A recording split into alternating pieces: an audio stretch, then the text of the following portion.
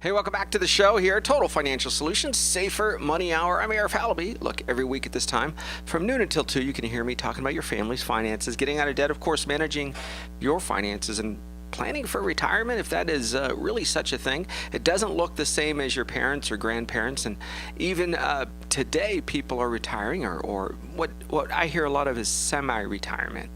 At even an earlier age, meaning today we're seeing people at age in their 50s, even early 50s, say, I'm semi-retired. That means they're working part-time. Maybe they've made some great investments. Maybe they've gone along and actually planned for this day for decades, 20 or 30 years in many cases, where they have said there's going to be a time when I can work because I want to work in a field in which I want to work in. And that changes a lot for us as we get a little older, because technology changes, industry changes. If you were in graphic artists or graphic design just 10 years ago, you had a career, you had a job, you stayed with the company for many years, maybe you had to learn a new computer program every now and again. Today, that industry virtually doesn't exist anymore in the same manner, not even close. It's sent overseas. It's done kind of do-it-yourselfers. So the lower mid-level type businesses that needed that type of help, if you will, or that expertise, it's no longer needed. So as society changes, as the system changes, we see people planning to retire, and often that retirement, whether it's on purpose or on accident or their choice or others, includes going on and actually, believe it or not, traveling and still working. Now, here's what I mean by that.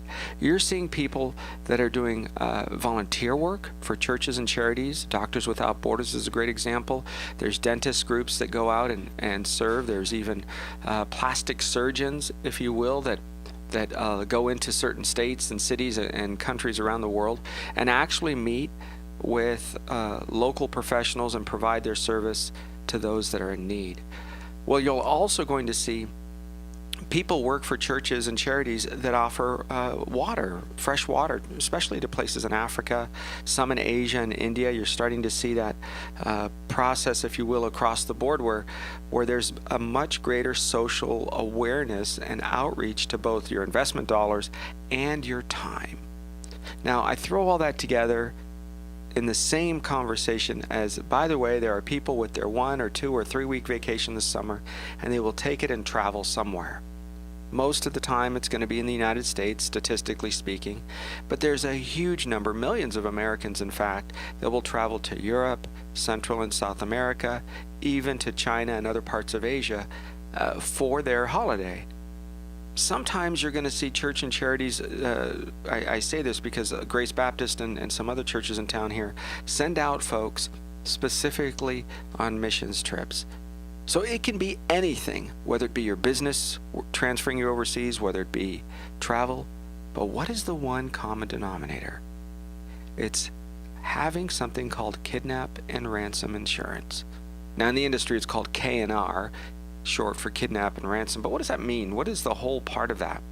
Well, kidnap ransom insurance is designed to protect individuals, corporations, churches, charities, anybody operating in high-risk areas around the world. That includes places like Mexico, Venezuela, Haiti, other parts of Africa, Latin American countries, some parts of Russia, Eastern Europe. It can go on and on. You're seeing increased numbers, especially without saying Afghanistan and Iraq, people that go there to work as a contractor. I mean, think about it. When we rebuilt Iraq as a nation and we assisted them and rebuilt, we had plenty of individuals as clients who went to work there. And they said, hey, I have a contract. I'm working for 6 months. My job is to go there and institute, clean water treatment facilities. Or my job is to go there and install metal detectors, right? So simple things that we have every day. They didn't have the infrastructure to cover that, so we had to provide that. Companies, some of them located right here in Santa Clarita, were tasked with either the primary or a secondary contract to go overseas and to offer assistance. So what is kidnap and ransom insurance? Well, it protects those individuals, especially those when and if they're kidnapped, extortion, wrongful detention, right? You may have a problem with the police in the United States and now and again think they may have mishandled something or said or did something. I get it. Try going to most of the countries I just named and tell them, but you don't understand, I have rights, I'm an American. I love that, right? They do that on movies, but it's a true story. People actually say that as if whether you're in Mexico or any other Central American or Russia or Europe, they go, we don't care who you are, you don't have those same rights here. Amazing. Oh, you can't arrest me. Oh, really? Watch. So there's a lot of wrongful detention. Often law enforcement agencies in other parts of the world are corrupt, meaning if you don't pay them, you go to jail. Or they keep you in jail until you pay a certain amount of money. Now, they'll trump up charges, they'll say just about anything, but at the end of the conversation and the situation, you're still ending up paying. So kidnap ransom policies, for example, typically are reimbursed by the insurance company for things like ransom money paid or lost due to a kidnapping, transit or delivery, so loss due to destruction, disappearance, confiscation, the monies, if you will, taken away by local law enforcement or whoever, accidental death, so if you are in, or dismemberment, if you're in a situation and you're kidnapped and then you're killed, they'll cover that, judgments and legal liability, and additional expenses, some like medical care and PR, right? If somebody is kidnapped in a country, what are you going to do? Right now we have people kidnapped all around the world, and it is, whether you call it unsolved or unaddressed, or certainly the State Department isn't doing anything about it. Right this minute, there are people taken in the Middle East and other countries. Whether or not they have kidnap ransom insurance, we don't know. I'm going to tell you here in a minute why the K&R policies are often kept even from the person who's actually insured, right? If you're a medium or large company, you have a huge exposure, but sometimes those policies are written and people collude, meaning, the secretary tells her brother-in-law, and the brother-in-law tells somebody in the country, and then that person now comes along, and before you know it, they kidnap you knowing that they're going to get $500,000 or $50,000 or $2 million, who knows? Right? So you start to see that collusion is very real, and it can happen. I mean, they make movies about this stuff, not because they made it up, it's because it's true and it happens. And often kidnap ransom policies are kept not just from the people that are insured, but often from their assistants and associates. So it's difficult by the time somebody is taken and that information travels up the chain of command until somebody who actually knows that this policy exists. That can be hours, maybe even a little longer. So there is some concern, and you can actually have your own policy between you and your family if you travel for fun, you and your spouse, your extended family. If you're traveling, you can have a policy that protects you and covers your family. So here's some extra things here. Think about this. The policies typically pay for fees and expenses for crisis management. So what do I mean by that? Have you ever seen proof of, what's it called? Proof of Life. Proof of Life, Meg Ryan, I think it's Russell Crowe if I'm not mistaken, right? What did they do? In an African country, 3 or 4 guys fly in.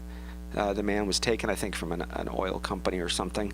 And it's a game. It's a business. There are people just like those folks, those pirates, if you will, the thieves off of African coasts and Somalia that kidnap shipping vessels, large transportation vessels that come out of the Suez Canal.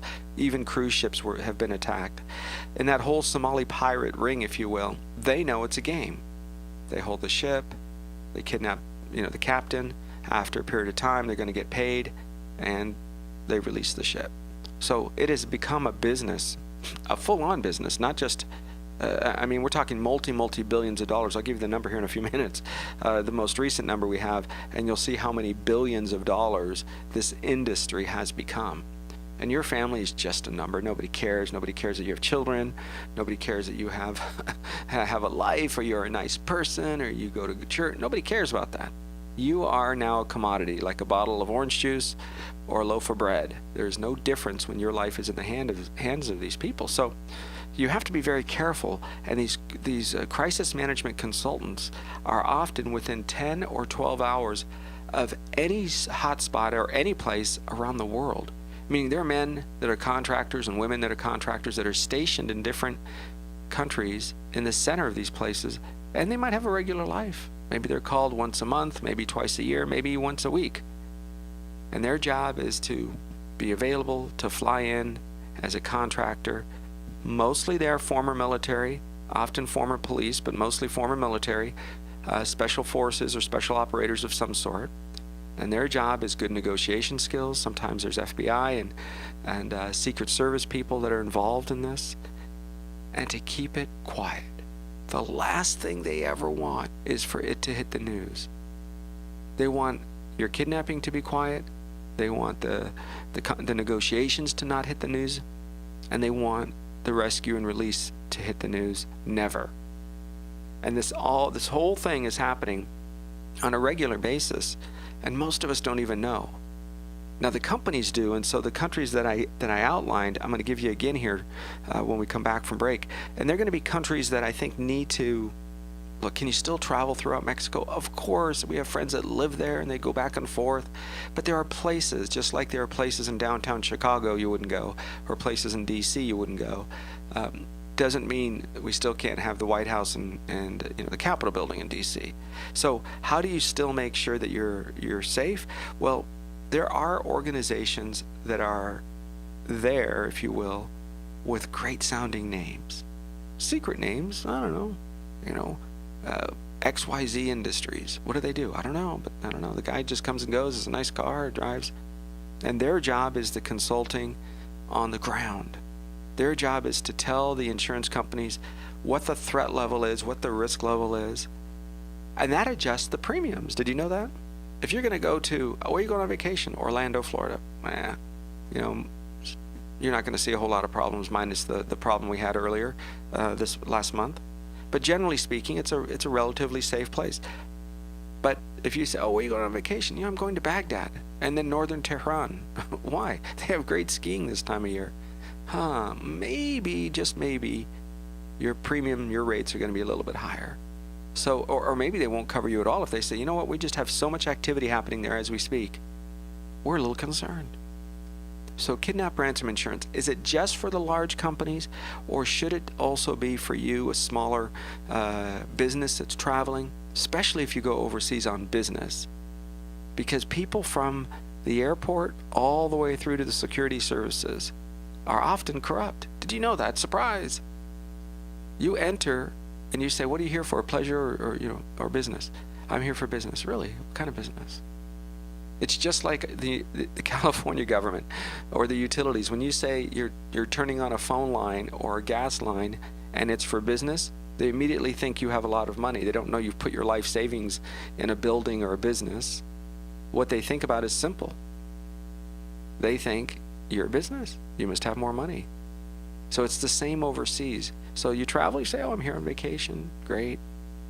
You don't wear flashy jewelry, earrings, necklaces, watches. You keep those things at home, or you pack them away. If you're going to go out to a one-night event, if it's a big like award ceremony or business meeting, great. You come back to the hotel, you put them away. When we come back, I'm going to give you a couple of stories. They're real stories right here in the United States that have happened actually to friends of mine. Pretty scary. I don't want to alarm you, but this is travel time. I need you to protect you and your family so you can come back and plan for your retirement. On Total Financial Solutions, Safer Money Hour on AM 1220 KHTS.